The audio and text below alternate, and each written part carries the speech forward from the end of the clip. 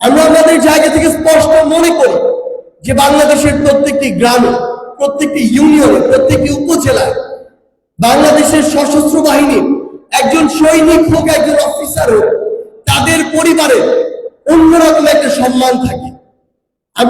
আমি প্রত্যন্ত গ্রাম থেকে উঠে এসেছি। আমার বাড়ি থেকে বাংলাদেশের যে সীমান্ত, তার দূরত্ব হচ্ছে মাত্র 3 কিলোমিটার। আমরা সেই জায়গা দেখেছি আমাদের গ্রামে একজন সার্ভিক কিংবা অবসরপ্রাপ্ত সৈনিকেরও কতটা সম্মান থাকে।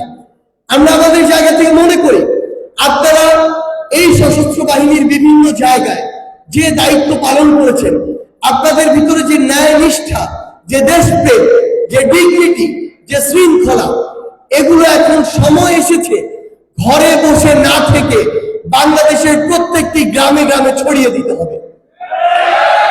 আপনারা যখন আপনাদের এই অবসরের পরে ঘরে চলে যান, পরিবারের সাথে সময় কাটান, তখন সবচেয়ে বড় যে সমস্যাটি হয় যে আপনাদের যে তুলনামূলক অযোগ্য মানুষগুলো অর্থকে সামনে রেখে, ক্ষমতার অপব্যবহারকে সামনে রেখে, চাঁদাবাজিকে সামনে রেখে, দখলদারিত্বকে সামনে রেখে ওই এলাকাগুলোতে রাজনীতি করে।